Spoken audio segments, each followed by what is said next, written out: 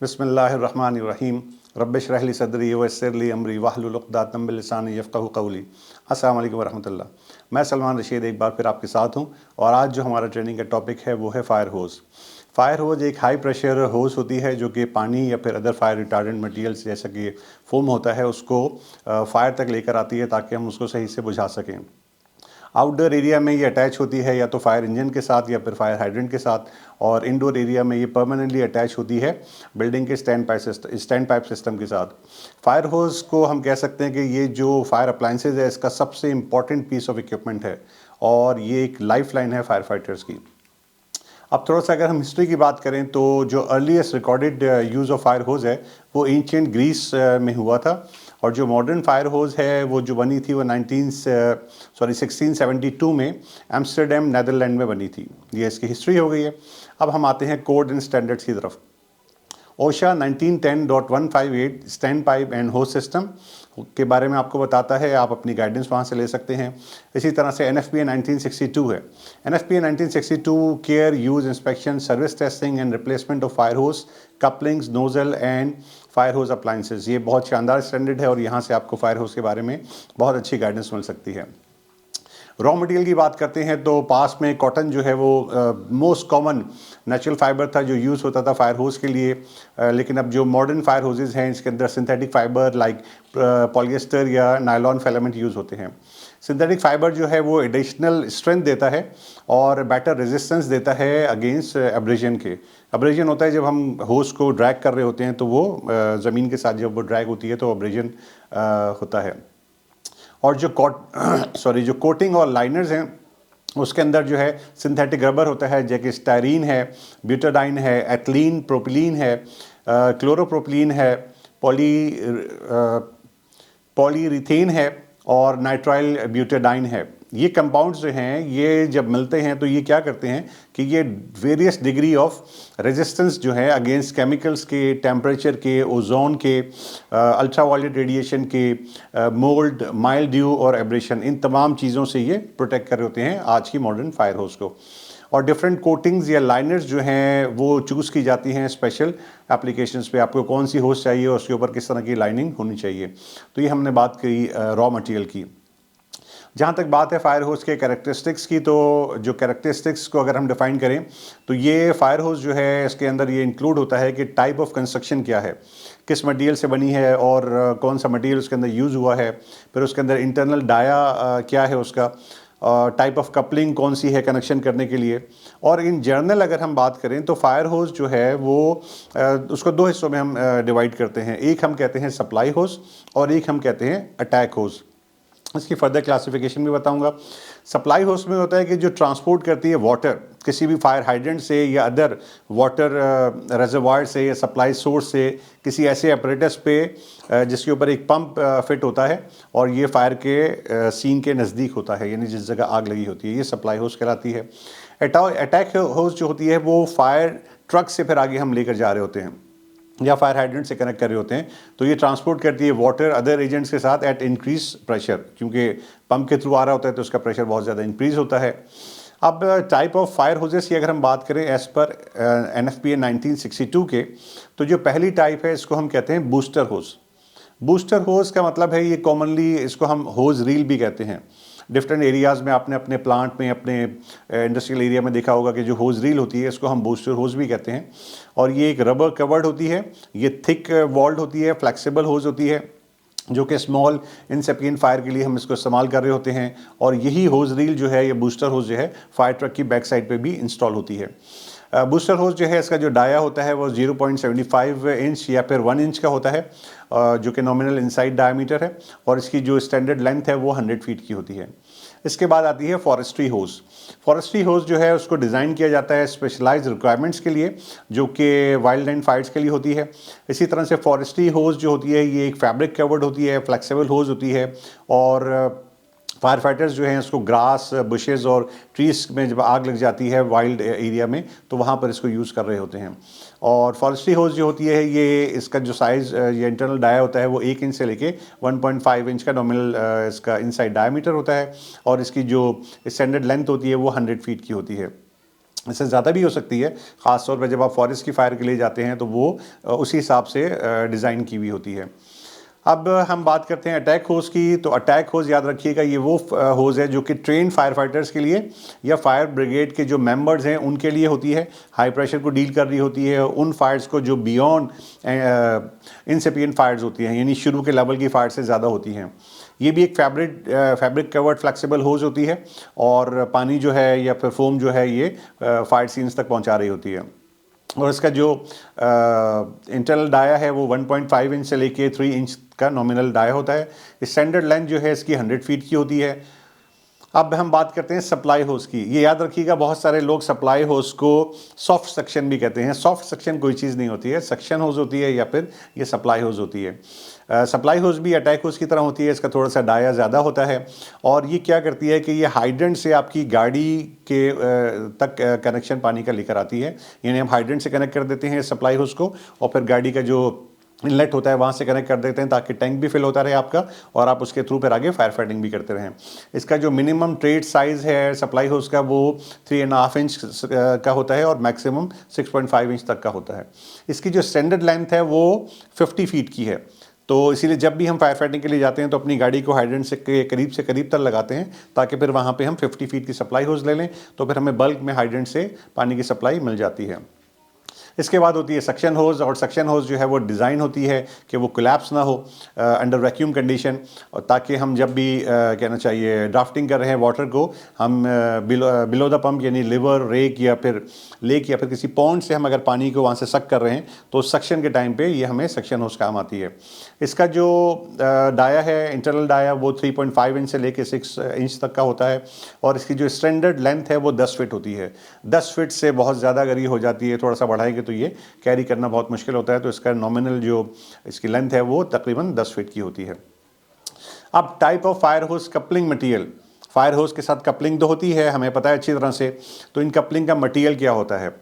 जो fire hose की जो कपलिंग है उसको डिज़ाइन किया जाता है फायर होज़ के कनेक्शंस के फायर होज़ के सेक्शंस के लिए, ताकि दो सेक्शंस अलग-अलग हो जाएं और फिर उन कपलिंग्स के थ्रू हम फायर होज़ को जो है हम हाइड्रेंट के साथ, नोज़ल के साथ किसी भी जगह पे अटैच कर सकते हैं या फिर जो फायर डिपार्टमेंट के कनेक्शन होते हैं हम वहाँ उनके साथ कनेक्ट कर सकते हैं। तो जो इसमें पहला मटेरियल है जो यूज़ होता है वो कास्ट मटेरियल कहलाता है। कास्ट कपलिंग्स जो होती हैं वेरी वीक होती हैं, बहुत ही कमज़ोर सी होती हैं, जिसको हम कहते हैं कि भीड़ वाला मटेरियल है, ये यूज़ होता है।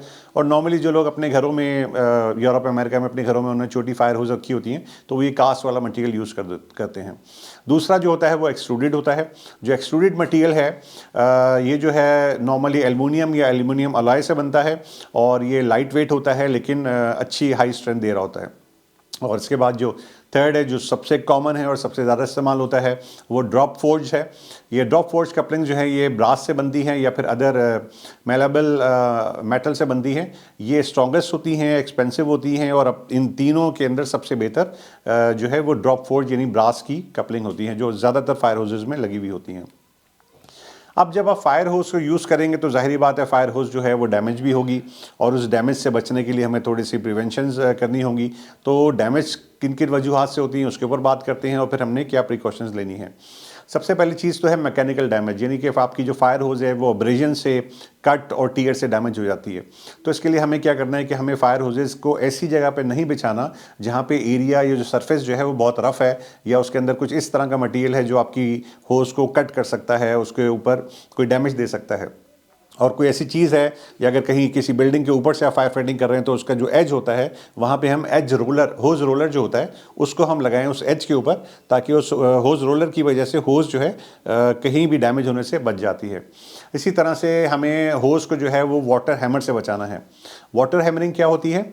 वाटर हैमरिंग ये होती है कि जब हम फायर फाइटिंग कर रहे होते हैं और अचानक सडनली अगर आप अपनी जो होज़ के साथ नोज़ल कनेक्ट है उसको सडनली बंद कर देते हैं या सडनली खोलते हैं तो बैक एंड पर होज़ के ऊपर भी प्रेशर आता है और पीछे पंप के ऊपर भी आता है। वो पंप फायर के ट्रक का हो या फिर आपके सिस्टम के साथ इंस्टॉल्ड हो, तो इसको हम वाटर हैमरिंग कहते हैं और इसके इफ़ेक्ट्स अच्छे नहीं होते पंप के लिए भी और होज़ के लिए भी। तो आपसे गुजारिश यही है कि जब भी आप फायर फाइटिंग कर रहे हैं आपने फायर होज़ की जो नोज़ल है उसको बंद करना है तो ग्रेजुअली आहिस्ता आहिस्ता उसको बंद कीजिए, खोलना है तो उसको भी आहिस्ता आहिस्ता बंद कीजिए। एकदम से बंद करेंगे तो वाटर हैमरिंग के इफ़ेक्ट्स होंगे।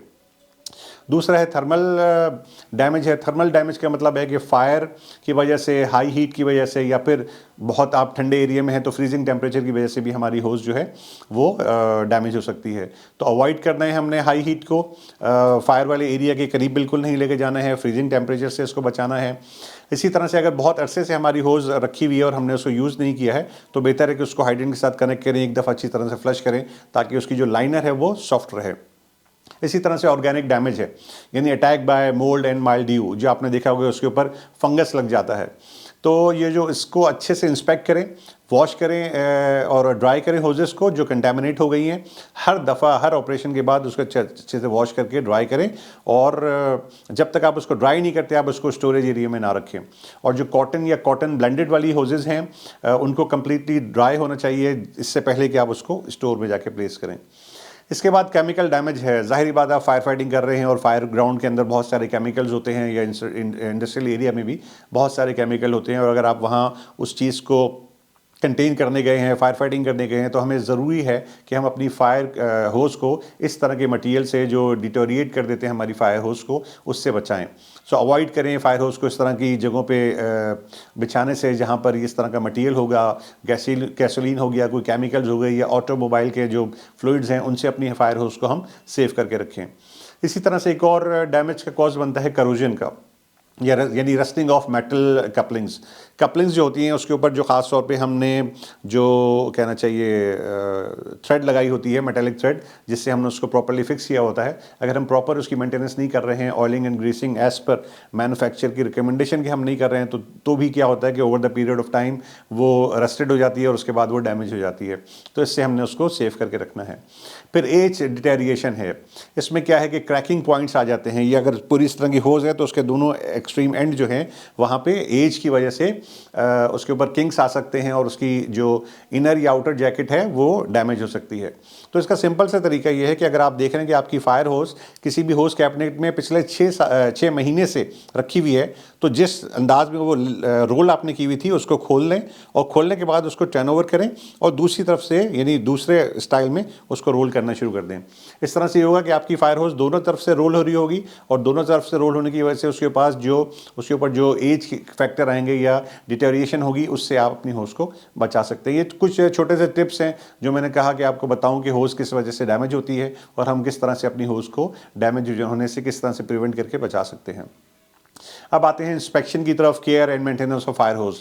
अकॉर्डिंग टू NFPA 1962 ये कहता है कि आपकी फायर होज इंस्पेक्ट होनी चाहिए, और जब आप उसको सर्विस में लेकर आ रहे हैं, जब भी आपने नई फायर होज परचेज़ की है तो 90 डेज़ के अंदर आपने उसको सर्विस टेस्ट कर लेना है ताकि आप उसको सर्विस में ला सकें। ये पहली दफ़ा सर्विस टेस्ट होगा, और उसके बाद हर साल आपने अपनी फायर होज को सर्विस टेस्ट करना है। या आप अपने फायर ट्रक के साथ भी कनेक्ट करके उसको प्रेशराइज कर सकते हैं, और इसी तरह से आप अगर आपके पास फायर होज टेस्टिंग मशीन है आप उसके थ्रू भी अपनी फायर होज को टेस्ट कर सकते हैं। इसके अलावा जब भी आप फायर होस को वापस अपनी जगह पे प्लेस कर रहे हैं या स्टोर कर रहे हैं तो कुछ चीज़ें आपने ज़रूर देखनी है।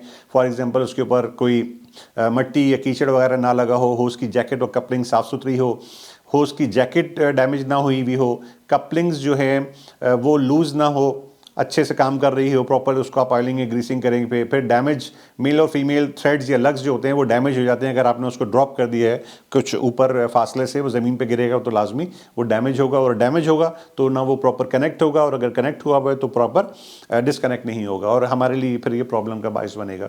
तो उसका बड़ा ख्याल रखिए कि फायर होस को प्रॉपरली नीचे उसकी कपलिंग को प्लेस करें और इस तरह से उसको डैमेज होने से बचाएँ। इसी तरह से जो गैस्केट्स उनके अंदर होती हैं सॉवेल्स के अंदर, तो वो प्रॉपरली काम कर रही हूँ, इसका भी ख्याल कीजिएगा। अब आते हैं type of fire hose coupling by connection. Fire hoses को आपने जब कनेक्ट करना है तो उस वक्त कपलिंग कौन कौन सी होती हैं। तो जैसे कि आपको अभी पिक्चर में नज़र आ रहा होगा, मैं आपको बताऊंगा 3 तरह की कपलिंग ज़्यादातर पाकिस्तान में यूज़ की जाती हैं। पहली है इंस्टेंटेनियस कपलिंग। इंस्टेंटेनियस कपलिंग में क्या होता है कि एक मेल है और फीमेल है, और फीमेल के ऊपर 2 लग्स बने होते हैं। तो जैसे ही आप दोनों को कनेक्ट करते हैं तो क्लिक की साउंड आती है, और जो लग्स हैं वो मेल पोर्शन को अच्छी तरह से होल्ड कर लेते हैं। ये ब्रिटिश कपलिंग कहलाती है, बहुत ज़्यादा पाकिस्तान में यूज़ होती है। दूसरी है थ्रेडेड कपलिंग। थ्रेडेड कपलिंग में क्या होता है कि मेल और फीमेल उसी तरह से हैं, और जो फीमेल है उसके ऊपर एक कवर होता है, वो जो इन थ्रेड्स के ऊपर जब आप चढ़ाते हैं तो वो प्रॉपर्ली उसको टाइटन कर देता है। उसके साथ उसकी कीज आती हैं, आप अच्छी तरह से उसको टाइट कर देते हैं। ये अमेरिकन कपलिंग कहलाती है। पाकिस्तान में बहुत सारी जगह हैं जहाँ पे ये थ्रेडेड कपलिंग भी यूज़ हो रही है, जो कि अमेरिकन कपलिंग है। तीसरी स्टॉर्स कपलिंग कहलाती है। इसको हम सेक्सलेस कपलिंग भी कहते हैं, क्योंकि दोनों में हम इंस्टेंटेनियस और थ्रेडेड कपलिंग में हम मेल और फीमेल की बात कर रहे हैं कपलिंग को लगाने के लिए। तो जो स्टॉर्स कपलिंग है इसमें आप दोनों पोर्शन को साथ में लाते हैं और थोड़ा सा ट्विस्ट करते हैं या टर्न करते हैं तो होज जो है वो कनेक्ट हो जाती है। तो ये इसके कनेक्शन के तरीक़ेकार हैं कि किस तरह से होजेस आपकी इंस्टेंटेनियस कपलिंग है, थ्रेडेड है या फिर स्टॉर्स है। इसके बाद होज को रोल करने के मेथड्स हैं। बहुत सारे लोगों को नाम शायद अच्छे से नहीं आते हैं, पता तो है। अब उसका तरीक़ाकार क्या होता है होज का, कि जब आप होज को हमेशा अगर आप फीमेल एंड से उसको रोल करना शुरू करेंगे तो फीमेल पोर्शन उसका अंदर रह जाएगा, और जब आपने होज पूरी रोल कर ली होगी जैसे पिक्चर में है तो ऊपर की तरफ उसका मेल पोर्शन आ जाएगा। इस तरह के रोल को हम सिंगल रोल भी कहते हैं और द रोल भी कहते हैं। दूसरा तरीक़ाकार क्या है कि आपने होज को लेआउट किया, फीमेल पोर्शन के ऊपर ही आपने मेल पोर्शन को रखा, दोनों के दरमियान, मेल और फीमेल के दरमियान आपने तकरीबन 3 फिट का गैप दे दिया। इसके बाद बैक एंड पे होज को आपने लपेटना शुरू किया। जब आप पूरी होज को लपेट लेंगे तो जैसे डबल रोल के सामने पिक्चर है आपकी, जब होज रेडी हो जाएगी तो मेल और फीमेल दोनों ऊपर की तरफ आ जाएंगे। इसको हम कहते हैं डबल रोल। फिर थर्ड में फ्लैकिंग है। फ्लैकिंग में आपको नज़र आ रहा होगा कि फायर का होज पाइप कनेक्ट है vertically up and down zigzag position में। ये शॉपिंग मॉल्स के अंदर या फिर ये हेलीपैड्स के अंदर इस तरह से ये होज कनेक्ट होती है या होज रोल होती है इस तरह से। तो ये तरीक़ेकार है द रोल, डबल रोल और फ्लैकिंग। इसके अलावा भी हैं, डोनट रोल भी है, इसके अलावा जो है फिगर ऑफ 8 वाला भी है, लेकिन नॉर्मली पाकिस्तान में ये हम 3 तरीक़ों पे होजेस को रोल कर रहे होते हैं। तो ये तरीके आपने याद रखने हैं। इसके बाद पॉइंट्स टू रिमेंबर है कि फायर होज जो है आपकी, वो जो भी सर्विस में है, इन सर्विस हैं, उनको ज़रूर इंस्पेक्शन उनकी होनी चाहिए। और एज़ पर NFPA जो है सर्विस टेस्ट हमेशा हर साल आपने उसका एनुअली टेस्ट करना है फायर होज का, कि आपकी फायर होज बिल्कुल प्रॉपर है, क्योंकि मैं आपको पहले भी बता चुका हूँ कि ये लाइफ लाइन है फायर फाइटर्स की। तो इसको हमेशा अच्छी कंडीशन में होना चाहिए। इसी तरह से होज अगर आपकी स्टोरेज एरिया में रखी हुई है आपने और उसको 1 साल गुजर गया है तो उसको स्टोरेज एरिया से निकालिए, अपनी फायर ट्रक के साथ या अपने होज टेस्टिंग मशीन के साथ कनेक्ट कीजिए, उसका सर्विस टेस्ट कीजिए, और अगर वो पास हो जाती है तो दोबारा से उसको वहाँ पर रख दीजिए और इंस्पेक्शन फॉर्म के अंदर उसकी एंट्री ज़रूर कीजिए। तो ये पॉइंट्स टू रिमेंबर आपने याद रखने हैं।